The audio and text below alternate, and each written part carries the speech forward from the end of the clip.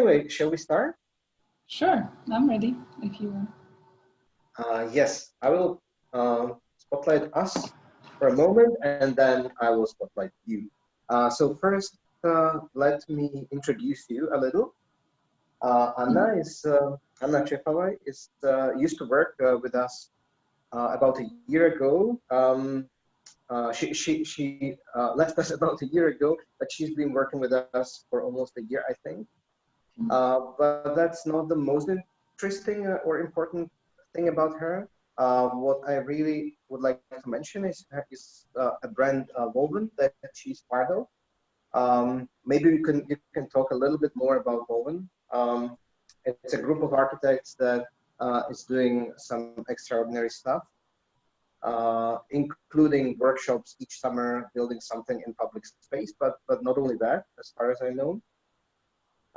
But Anna is also a very Renaissance person. She's into all sorts of arts. I met her when I was studying at the Fine Arts. I was older in a higher year, but she was a complete artist back then, and I'm still not. So it's always inspiring to talk to her. Today we invited her to. So actually, she should talk to us. We would like to present what our studio Subdigital is about. What are we doing, and what are the ideas behind? So the host of today is going to be Anna Cséfalvay, and with me there is Tomáš Tholt, who is my associate in the Subdigital studio, and hopefully it will be a debate between the two of them, and if it's needed, I'm going to be part of the debate. So Anna, can you please tell us a little bit more about Woven? One more thing that I would like to say, you left us because you moved to London, so now you're in London, and maybe first of all tell us, what are you doing? What have you been up to recently? Okay. Well, hi. I didn't really expect that it's going to be about me, so I wasn't preparing it. But I guess it's not a hard thing to talk about.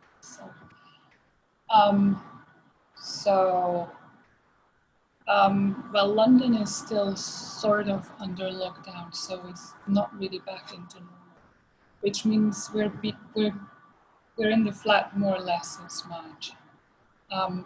That being said, it doesn't mean that life stops, but like being in London is not a different thing than being anywhere else in the world.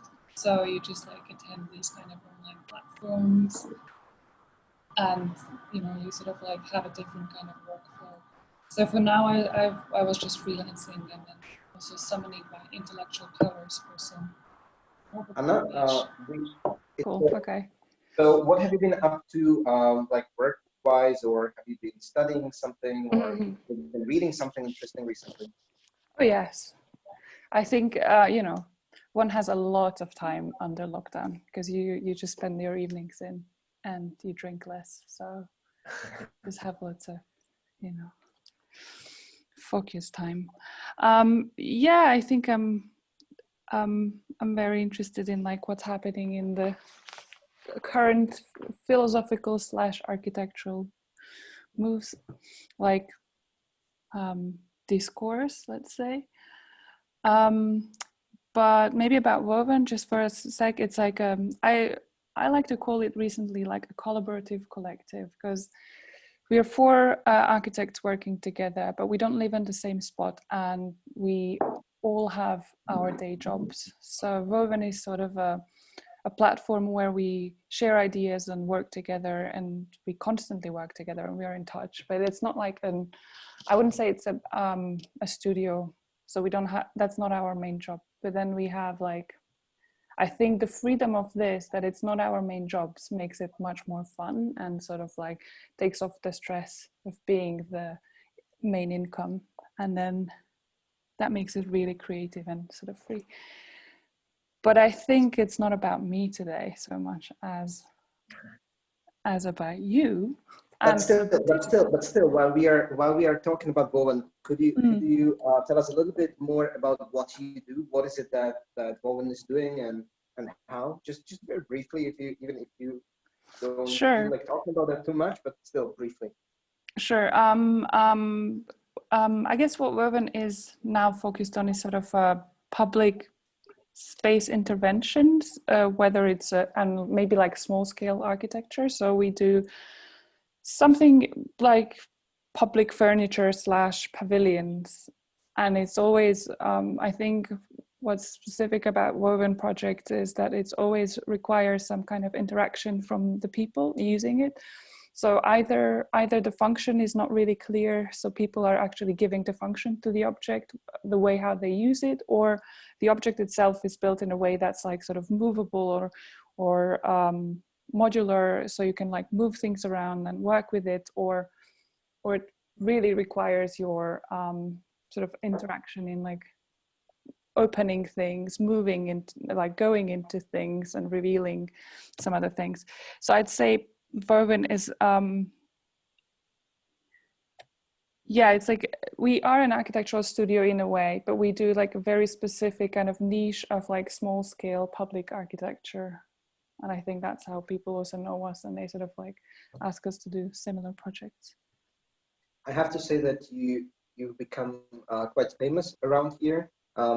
When you were still working with us, it happened very often that when I was talking to some new potential client, I was also introducing you, and I said that you're also part of Woven, and they were like, oh, we know Woven, and they didn't know us. So we also have to say that you're much more famous than.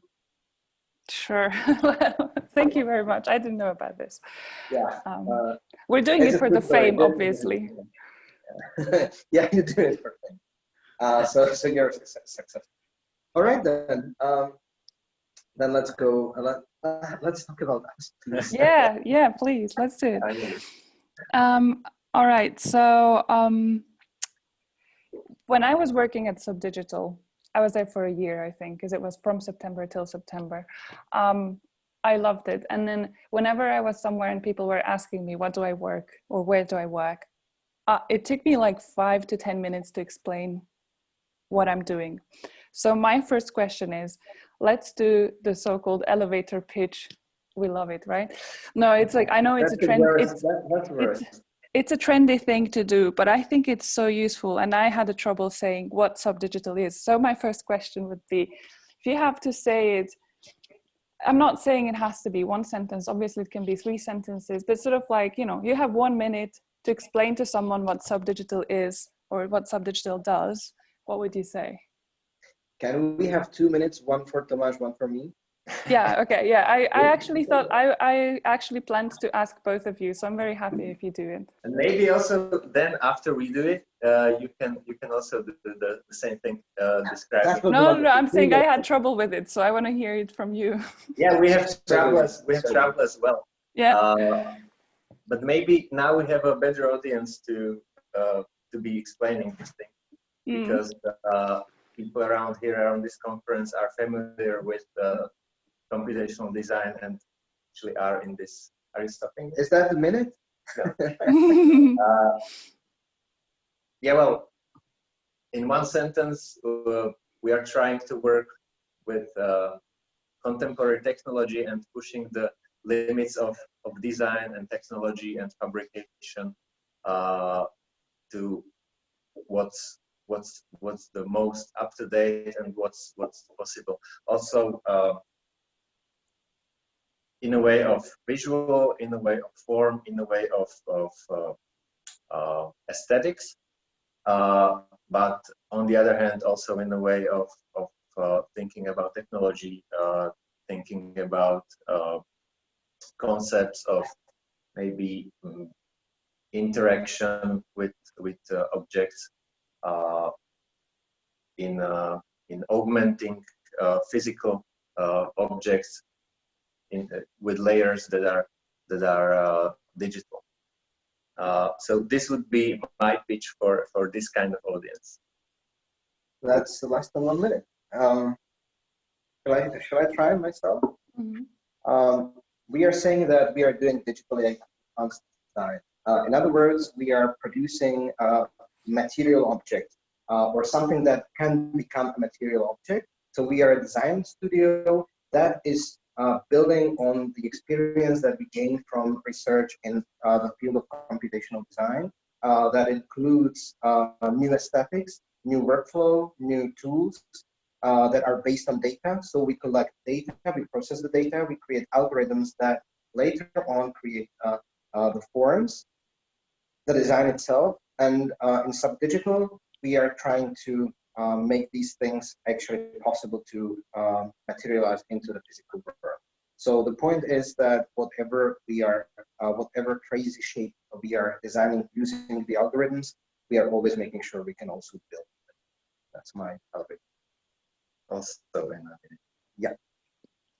Great. Okay. Was it satisfactory? Was it or maybe explanatory? Maybe you don't have to do the 1 minute speech as we did, but you can comment on our minutes. And also, you can tell us why were you struggling when you were explaining what are we doing. I guess one of the struggles was like telling people that we're like all of us working there are architects, but what we do is not simply architecture. So it's not like, oh, we design buildings and then someone else builds the buildings in 10 years. But sort of like the whole process is different. And then I think I started to say I'm a designer and maker at Subdigital, and that sort of explains it, I think. So I'd say here in the UK, people understand what a designer and maker is. So that started to be like the thing the mantra that I use. Sort of someone who not just designs and not just builds, but does like the whole thing. Obviously, the whole computational design background that I think is what you base the whole Subdigital on is like an added value, or like something that's that defines the whole thing, right? Sort of what Subdigital is. We are starting to realize the fact that maybe we should speak a little bit less about the processes and the digital part. That is, it is the most important part for us. But then for potential or current clients, this is probably not the most important or interesting thing. What they should care about is the problem that we are able to solve for them using these tools. And for us, it's something essential that we do solve problems, but that's also not what is driving force. This is not the reason why we do that. It's actually the assignment that we actually use to do something that is more an exploration rather than a goal itself. But we need to probably think about it a little bit more, and maybe we should advertise the problem solving itself and the advantages. Wait, go ahead. Sorry, Tomáš. Yeah, that's maybe similar to what you said about Woven, that actually you are doing interventions in public space and objects that people interact with. But as we know you and as we know your process, there is much bigger story and thinking behind all of your works than the mere interaction and mere intervention in public space. You are thinking about the really architectural concepts and all the thinking behind the forms that you make is much more structured than maybe what you said. Yeah, I guess these kind of like studios like Subdigital or let's say Woven, they have like several layers whereas there is a layer for like potential clients and people who use the things, and there's a way how to present your work to them, and then there is the internal discourse. So as you say, like for you the most important thing about Subdigital is probably the tools that you use and the whole like process of making, but that's probably not what interests, like not in the main interest of the client. But then on the other hand, it's really interesting in the discourse of like architectural computational design, just like we see now today. We're at a conference about this. So what you do is really interesting for an internal sort of public. But I wanted to ask you, so if I understand, Subdigital was born sort of from research, like the platform that you have and started way before Subdigital.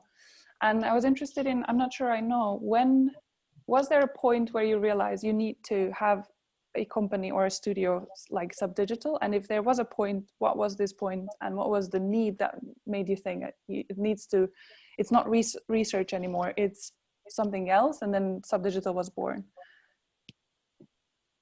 Yesterday we had a request from our audience, not only to talk about the success, but also about failures, as far as I understood the question.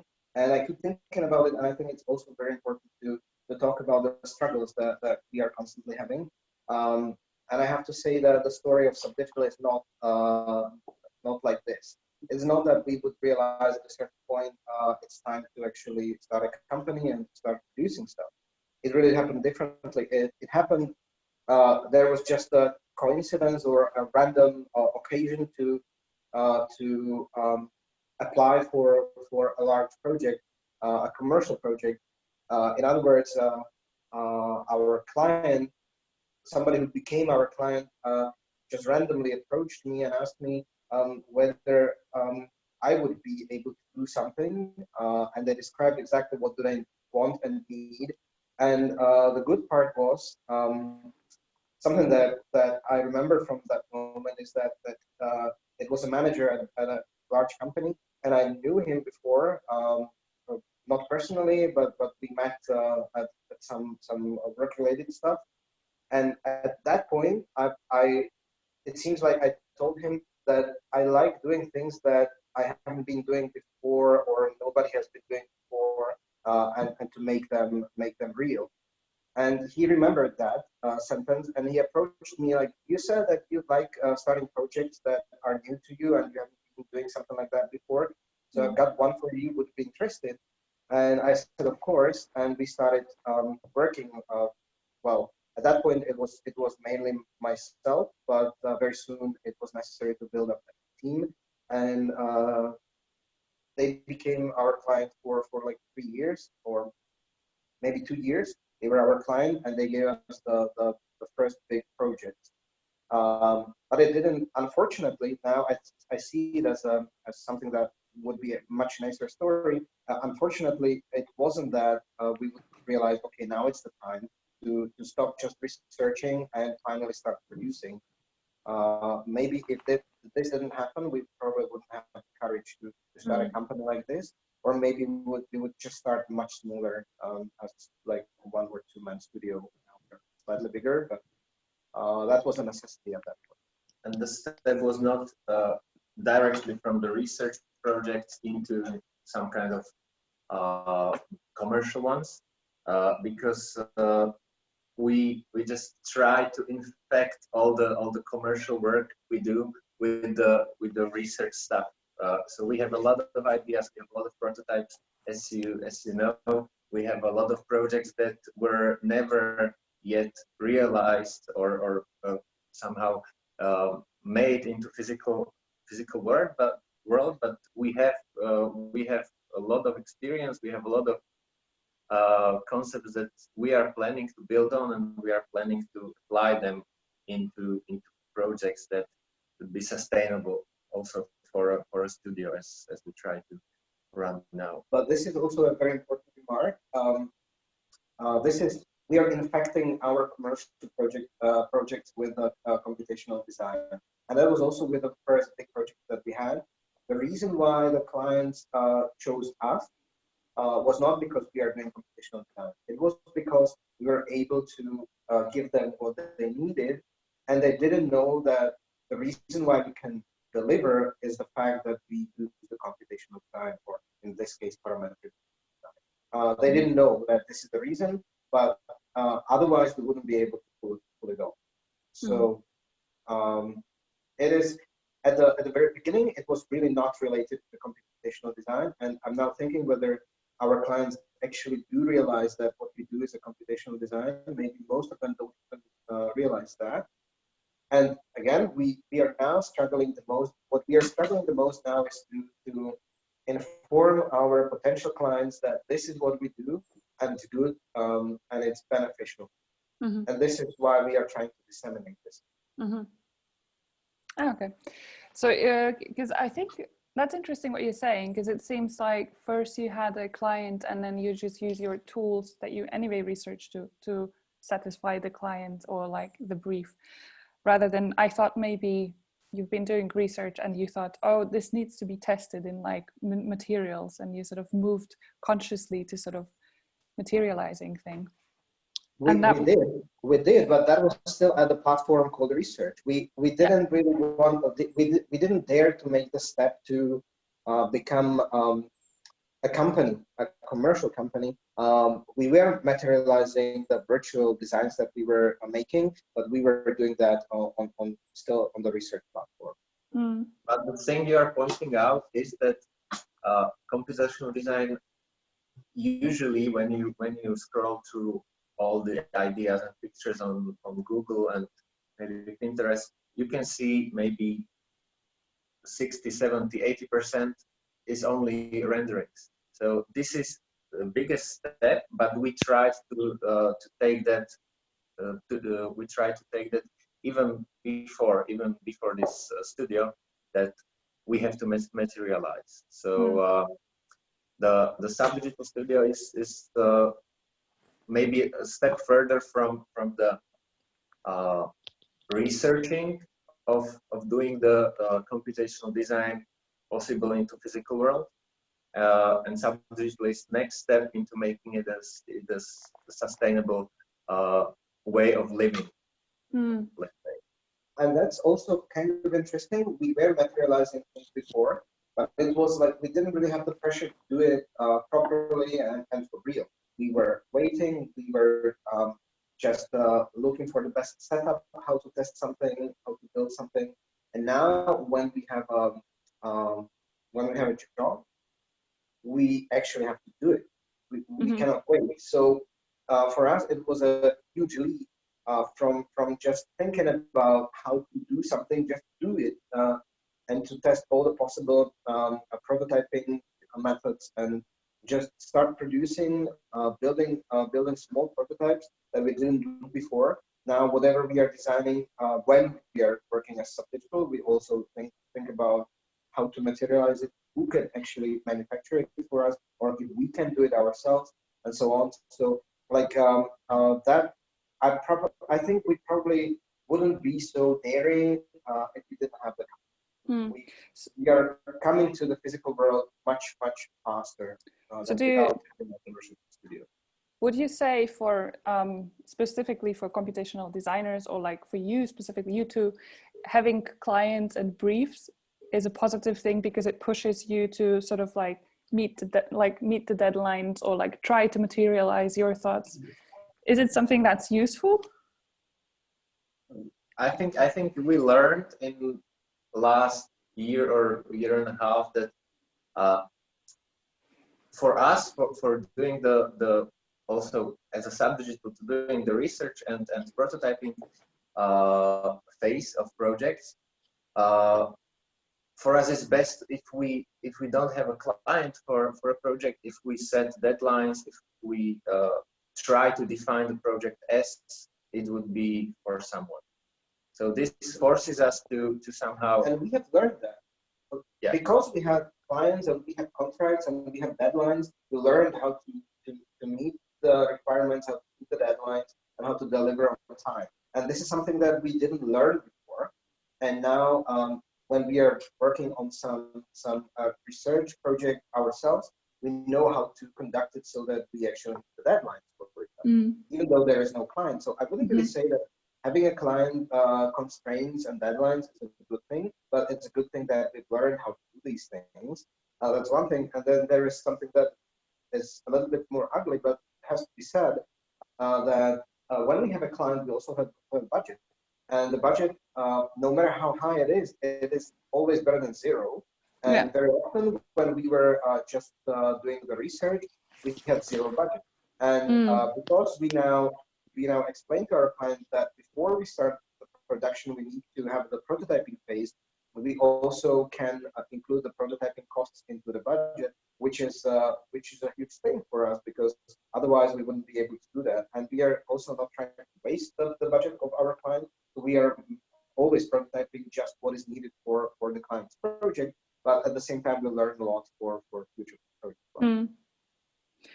And now that we're talking about clients, maybe like a little PR or like kind of, so I'm interested in how do you try to get clients, or how do you get clients? How did you get the clients you had in the past? And then maybe after that, tell me how do you imagine your ideal client or ideal brief?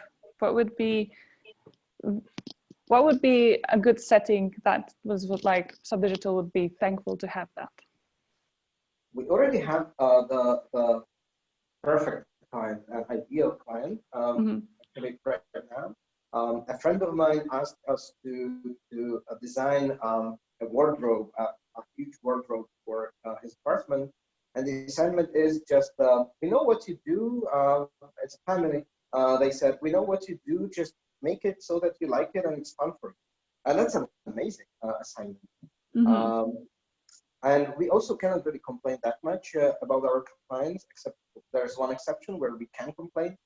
But most of our clients, where I have to say, when you work with bigger companies, it seems like they understand that they need to collaborate with you, even though they are the clients, to actually reach the goal. So it was never an unpleasant experience. So they were always trying to help us to actually deliver, which is an amazing thing. Yeah. This is maybe interesting that we usually the first weeks of a project, when it's a bigger project, we try to develop the idea and push the brief with collaboration with our client. So we actually, that's about the prototyping phase, that we try very quickly think of ideas, think of forms, think of processes that could be suitable for that occasion that we are in, and we try maybe to show our client as many options as possible that would fit the first brief, and then actually we develop the brief into something that is much more precise and much structured than it was when it came only from the client. So I think that the first step of a successful project when working for a client is to have a first phase where there is a lot of debate and where there is a development of the idea further in a way that it fits all the capacities of what we do. Because as we were telling in the beginning, people usually don't really understand that we are architects, we work with computation. What does it mean? What are the potentials? What are the forms that we can achieve? What are the costs? What actually is expensive and what is cheap in computational design thinking and the world? Very usually things that are very complex and at first sight maybe they seem very expensive and maybe hard to achieve, don't have to be like that. So we can use idea that has a very complex formal output that actually is not that is very effective using material and fabrication process, and we can deliver something that that maybe wasn't expected in the first place. Right. So the clients that you had in the past mostly found you. Yeah, that's what I wanted to say. You were first asking how do we find a client, and that's a constant struggle. And maybe I can elaborate on that. But yeah, the clients that we had in the past, most of them found us for one reason or another. Some of them just came to us by a chance and randomly, didn't know what we are actually doing. Some of them actually knew what we are doing because they saw our previous work. So yeah, most of the clients that we've had, also it has to be said that the projects that we are working on are usually very, very long term. So it's usually just half a year or almost a year that we're working on one project, because we're also producing the thing fabric. So we didn't have that many clients, but we've had a couple, and most of them came to us. And now this is something that maybe we would like to discuss during this day, also with the audience. Like we would like to ask for an advice how to actually do that, so that we are more visible and understandable. Understandable is even more important. We can be visible, but then we communicate our concepts properly to our potential clients. And for the next blog that we are having, we are going to show a catalog of our work. So we basically are putting together something like 100 pages large book with all the stuff that we've been doing, and also with a description that should somehow explain why are we doing that stuff and how. So we are going to go through mainly because we would like to hear some feedback, and that feedback should be mainly on what language should we use to actually explain what are we doing. And that's right. I see. And Tomáš tackled the sort of topic of the process. So most of the clients, as I understand, come to you because they see some of your past projects and they like it and they want something like that or similar, or they know that you're able to do complex projects, but they don't necessarily know how you work. But I know that the whole process is very important for you. So could you briefly, and I think Tomáš started to sort of sketch the beginning of the how to co-work with the client, but then what is the whole process of a project?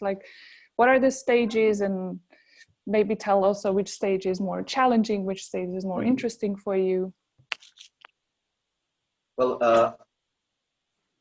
the bigger clients we had so far usually came to us for a reason, that they needed to communicate something complex. Usually it was some kind of urban or architectural idea or development, and they needed a multimedia type of presentation.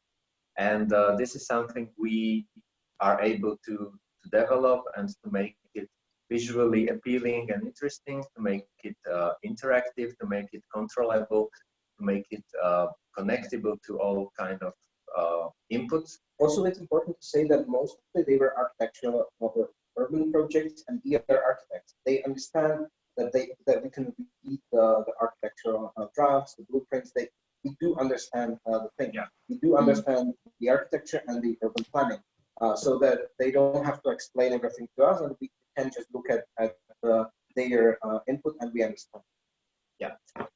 So yeah, the basic layer that's the problem solving for our client is to let him or to help him communicate something. So this is a layer that's mostly technological, that we need to build an engine or some kind of software system that helps us to visualize these ideas. And then there are other layers. Usually we don't want to work only in a digital world, so it's not only about the animation or interactive visualization, but we try to layer some kind of physical model on top of that. That's the that is the layer of the project that is also mostly about thinking or developing a way how to visualize some kind of urban or architectural information in a certain scale. And then there is the third layer actually is the most interesting from the computational design point of view for us, that we need to find a way how to present all the whole thing, the whole model. So the model has to have a plinth, the model has to have some kind of physical appearance, materials. It usually is built of hundreds of pieces, as you remember from the project that was mostly yours, working with us. And So these are the layers, and we try to develop with the client each one of them. We try to push the limits, technological, material, visual maybe, and we try to explain our client what is important, what is the potential that he can achieve working with us for each of these layers. But then there is another point that is certainly what you are explaining is the presentation object that we are making, but at a certain point it seems like we are becoming just model makers, and we didn't want that. So we intentionally, we were intentionally looking for a job that is more design and architecture oriented. So then there was the project for the exhibition that we've got pieces of the exhibition behind us there and everywhere. And we actually fought for the project to get it because we really wanted to produce something that is not a presentation of the client, but still it's a presentation thing. If you think about that, it's an exhibition of 13 different art pieces or design objects. So we were presenting somebody somehow, but it didn't have the. At that point, we were not model makers anymore. So, but the workflow, the process is very similar. We just made some brief, then we also made sure that what we are proposing is doable, and then we went on with all the prototype papers and looking for solutions for the assignment. And from your experience, would you say that the people you work with and your clients start to understand what the advantages of computational design is? Do they experience it through working with you that it actually is bringing something new into the whole process, but also the outcome? I think so. Yes. But we need to explicitly start talking about that, because if we are not talking about that stuff, I think mostly they would just appreciate that we are able to do something that other people would tell them is impossible. When it comes to design, production, maybe the speed and optimization. We also, tomorrow we are also going to talk about a software that we made, and that's another project that many other companies refused to do, but we didn't because that's something quite natural for us. I think when we were working on the exhibition, the client actually appreciated that we were able to make last minute changes because that was a requirement, and it was only due to the computational design. And we made sure that they understand that this is for the parametric model that we make, and we made sure that they understand that this is the only reason why we are not refusing the changes, the last minute changes. That we can only do that because we have a parametric model of the thing, and only thanks to that we can actually do that stuff. We are also communicating the same to other projects, to other clients. Another project that we were working on was Edipar, and we were also we are going to talk about that one a little bit later. And at that point, we also were trying to explain to the client what we are actually proposing is visually different and appealing, and it's not random because it's a parametric model, and it looks like that because. So eventually, I think they do understand, but I don't think it's a persistent idea that they keep, and from now on they are going to look for parametric design only. I don't think so.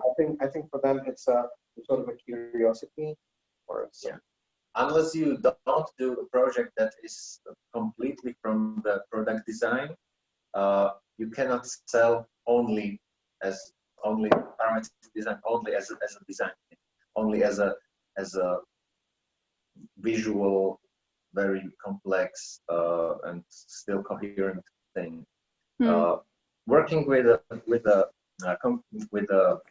product design, it is possible, I think. But also you can not only speak about the visuality, the visual qualities, the form, but in product design you can also have layers of maybe optimal material use. You can have also this pragmatic reason that is always necessary when working with a real world client, not for academia. I see. Thank you. I don't know how we're doing with time, but I can ask sort of like my last question, and then yeah. So that would be a bit more personal, maybe. But like, first of all, the question is like, who is an ideal candidate for the company like Subdigital? Like, who is a good candidate to work in Subdigital? Like, what is the sort of, it doesn't have to be educational background, but sort of background, what does a person has to understand? And then this is more of a sort of a vague question, but then the more personal one would be maybe a nice ending. Like, can Ján tell me what makes Tomáš a very good colleague in this specific company? And can Tomáš tell me what makes Ján a very good person, like a colleague in this company? Like, and I don't mean just personality wise, you know, I mean sort of like professionally, what makes them a good person for that kind of work? But first, just tell me the ideal candidate.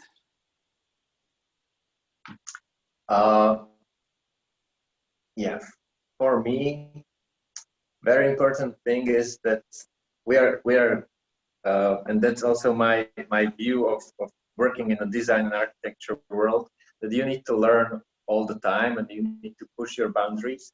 And this is something that needs to have someone, I think, working with us, that we try to develop each project from the scratch and learn something new with it. So this is maybe the most important thing.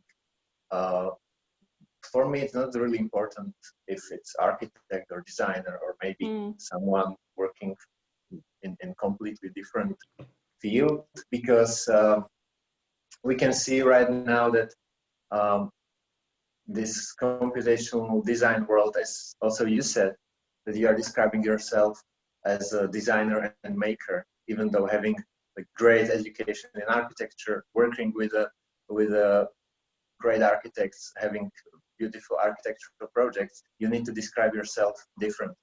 So I think this multidisciplinarity and working between fields and between scale is something what describes what we do, and this ability to work between all these design worlds is important. And for us, person which is wherever in this design world, able to collaborate with other designers, with other ideas, other scales, and learning new things, that's something we really appreciate.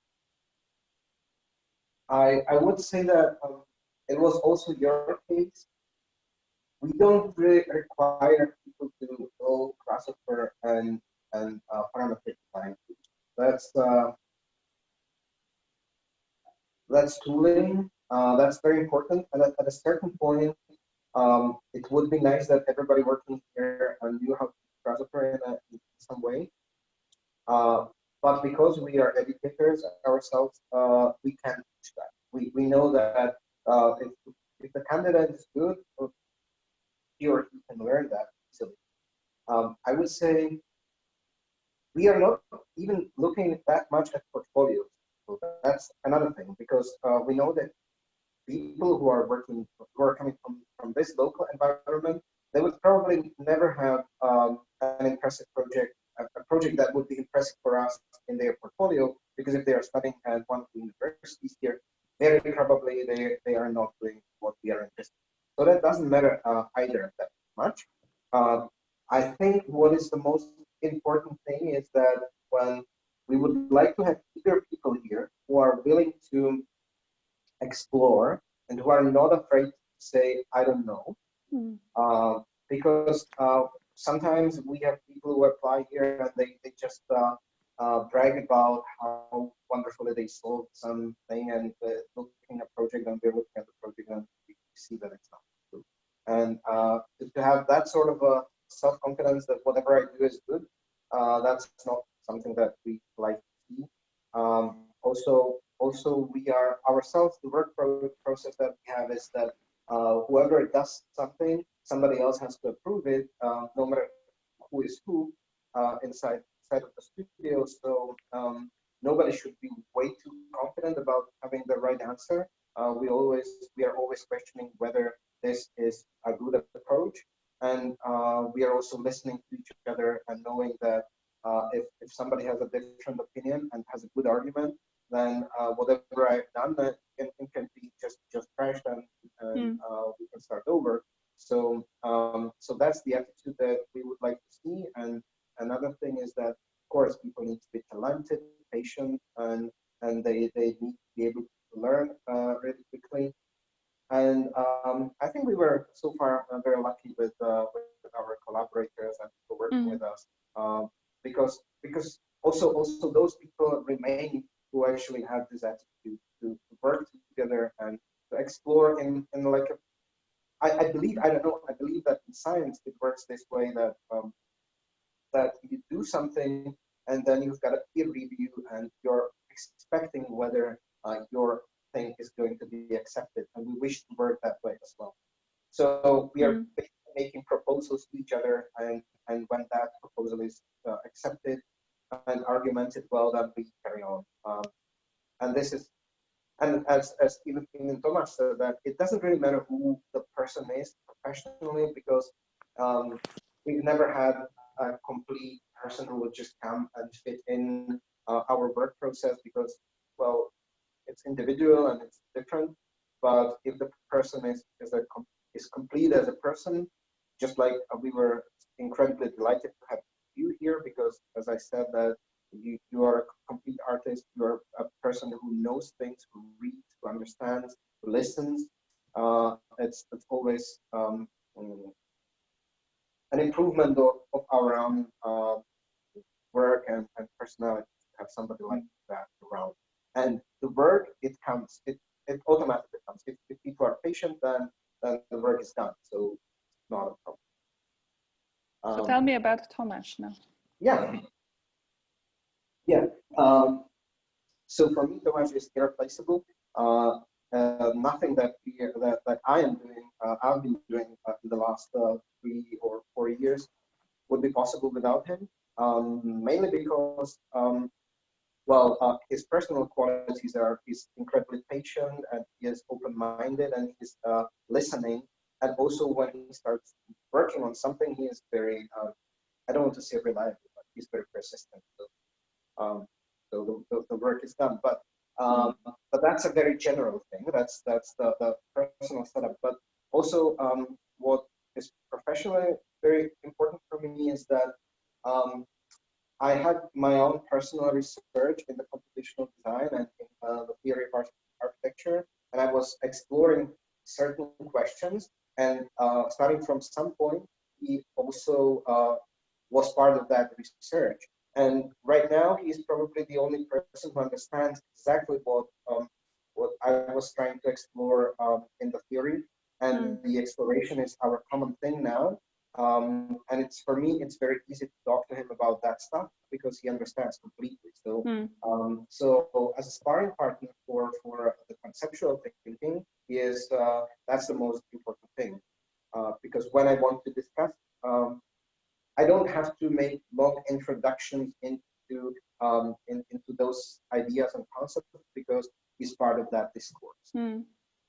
Yeah, and it took a while to find somebody who would be that much involved and understanding and having that much common background knowledge. Cool, thank you. And Tomáš, what would you say about Ján? It doesn't have to be nice, what you're doing.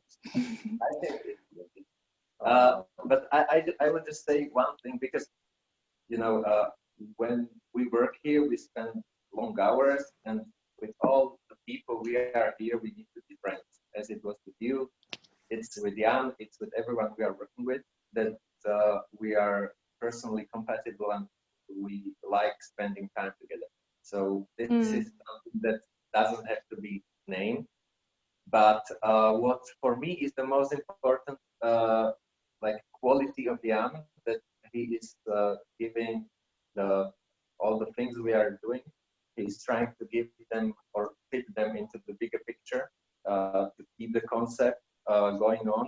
this is something that I'm not as good as I would like to be persistent in the research, researching one idea and fitting it, trying to be conceptually so clear that this all our efforts fit in the bigger picture and in the contemporary discourse. And I think in all the projects we are trying to work on, even though being completely commercial, we try to be somehow relevant, even when there is the slightest chance to make something interesting, maybe from the point of design, fabrication, whatever. We try to be that, and I think Ján is someone who is responsible for keeping that in mind all the time and trying to pursue this idea. Yeah, great. I mean, I agree. I think what's great, I always loved about Subdigital, it's sort of, it's open-mindedness towards experimenting, and then like open to new challenges, and then also being very consistent with conceptually. I think it's something that doesn't happen often in studios, and that's like admirable. We value that a lot, so I'm happy that you actually feel that way, because that's a high value. That I would also like to comment a little on what you said. That your friends here and the atmosphere should be nice. We just discussed very recently. We are not doing any team buildings here, because the thing is that we probably don't need it. It's like I think that people need team building when at work they are suffering and struggling and having a hard time, and then they some sort of bonding activity. And we are trying really, like intentionally, we are trying hard to make this work interesting for everybody involved.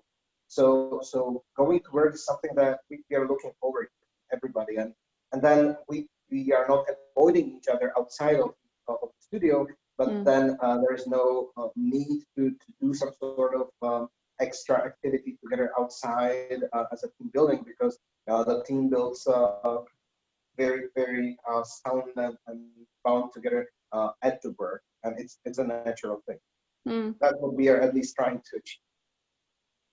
Yeah, I think I felt that way when I was there, definitely. Well, thank you very much. I would have so many more questions if we would have time. I just feel like I shouldn't keep asking, but I think every time I ask something, I have 2 more questions to ask about it, so it could go on forever. Yeah, we were supposed to be half an hour long. Now we are 1 hour long, but it was so nice to talk to you. Yeah, it was nice to talk to you. And we started a little late, so. Yeah, but still it was 1 hour. And maybe we should make a team building with you anytime soon. Yeah, if I'll ever be able to travel. Then you will spend some weeks in a quarantine, and then we can do the team building. Yeah, exactly. All right. You're living in a dangerous place. That's my fortune. But I've got a proposal, and before we thank you, I've got a proposal for you. How about that in the next blog we are going to go through our portfolio and show things, and it's not supposed to be a portfolio talk per se, but we are going to identify the concepts behind projects that might look very commercial, but we always make sure that there is some concept behind. My proposal is, do you have time to join us for the next blog as well? Yeah, sure, I can. So maybe we can meet here in half an hour, including you, and we are going to show the work in progress PDF where we are showing the projects, and maybe you could somehow join in and talk about the things that you were part of. Sounds good. Sure. Great. Thank you, Anna, for doing this. Thank you. It's been a pleasure to have you around again. Yeah, I feel like I'm in Bratislava for a tiny bit. Let's just ask the audience if they have some questions. But if not, then we will finish it. Anybody would like to add something? Maybe not even questions, like just some comments. That would be very nice. I actually have. May I? Sure, absolutely. Yeah.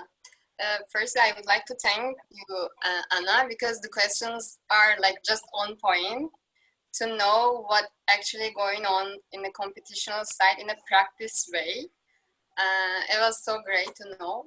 And my questions about a digital sub, as far as I experienced in a commercial office, in architecture office, in a small office in India, the things are like, in some point, I just didn't want to do the design part which clients wants.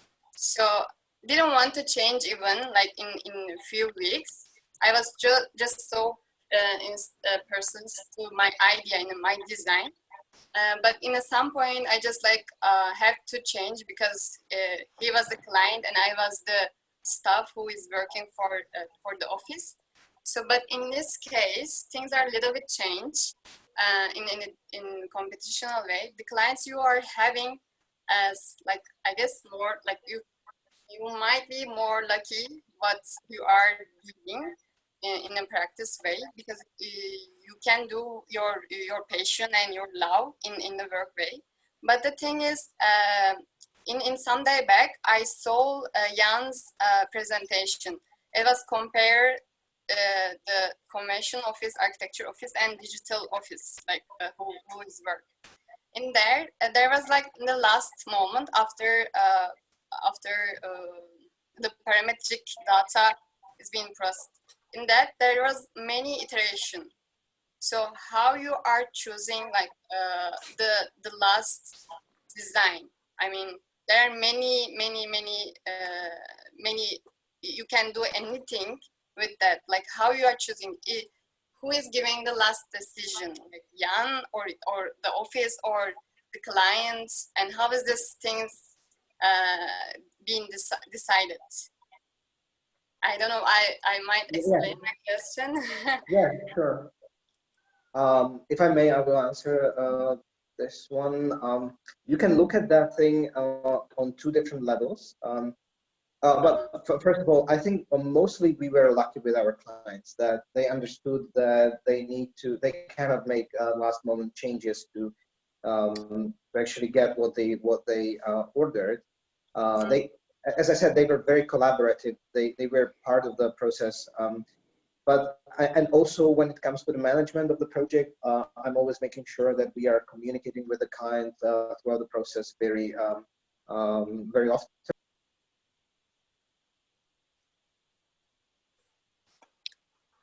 I guess your voice is not coming now. It's cut. Yeah. The client usually knows what are we doing and if it's possible to make last moment changes. We had some last moment change requests, and it has to be done, and it always happens, even for a computational or parametric office. It does happen, and sometimes the changes cannot be implementing just by changing data and iterating over, because that sometimes the change is completely out of the system. Yeah, but you cannot avoid that. We do that as well.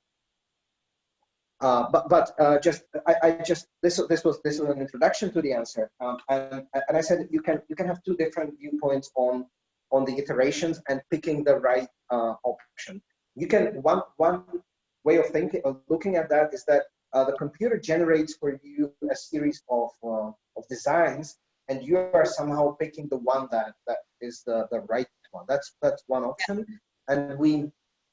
But how the thing, like how you can know that this is the right concept, and you know, if I may give a example from your works, the exhibition one, you were saying many 50,000, I guess, I don't remember exactly the number, but you were saying that kind of number. So how you choose that? Yes, but that's the other option. I would just finish this one thing. In one way to look at this is that you really have different visually, aesthetically different outputs, and you need to somehow make a decision.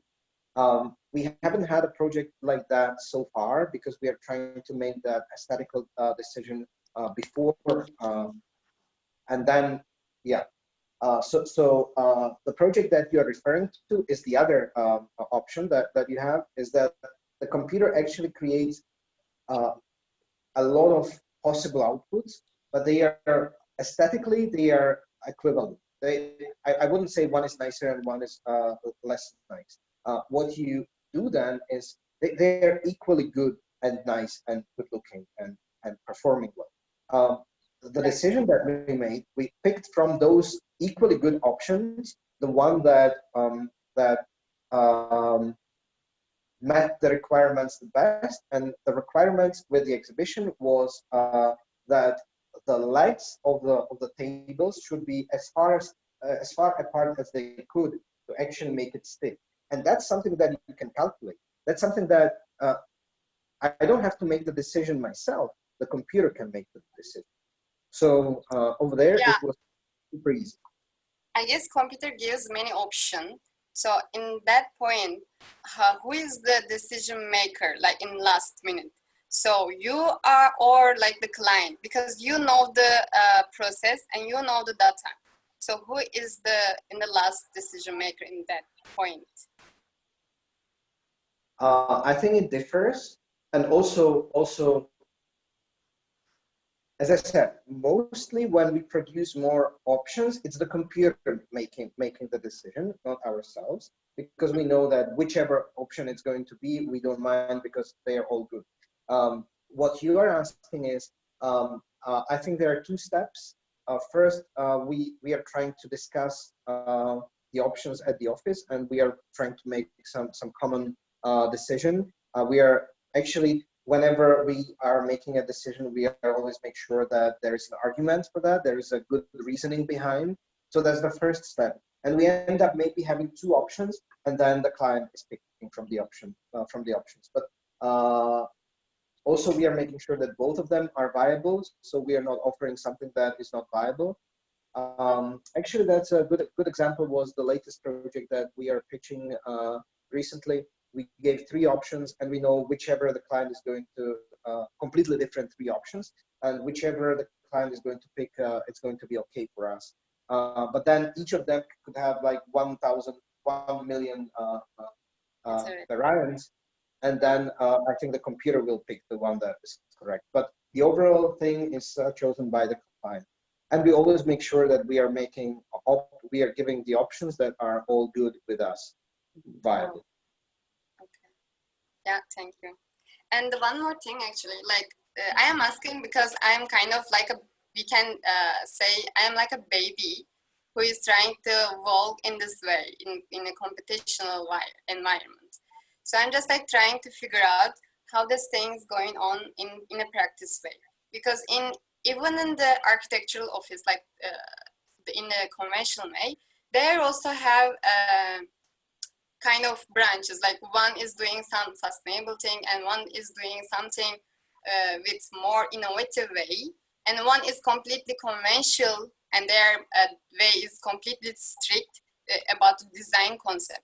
So in this thing is the same with the computational design practice. I mean, we might say this the same, or it's just innovative, always innovative.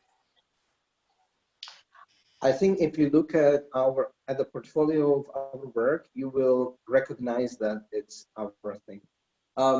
So I don't know if you can easily say it like it's sustainable or it's conventional, or but I think you can recognize that we have done that just by looking at it. Eventually, we somehow created this sort of vocabulary that is aesthetical. But also, I have to say that one of the when we are discussing options here at the studio, when we are showing proposals to each other, one of the questions for the design is it subdigital enough? So is it something that is part of our approach? And of course, it's about aesthetics, but mainly when we are thinking of aesthetics, is that it should be recognizable that we've done it, but also there's some sort of conceptual demand. We are asking ourselves, is there any interesting concept for us? Is there anything that that we can be proud of, and so on? So we have like several things that we developed over the time that make a project a good candidate to be a Subdigital project, and that's what we are deciding also in the understandable. Yeah. And actually, I have last question. Go ahead. Yeah, Sure. yeah.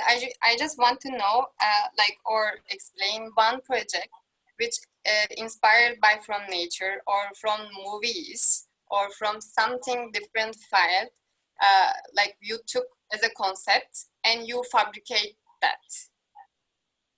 Is there any project or can you explain one project like that which you have done? Yeah, maybe all of them are somehow inspired by something out there. But on the other hand, I think also the visuality and the concepts we are working with, they come from understanding the tools and understanding what is possible and achievable by the tools we are using. But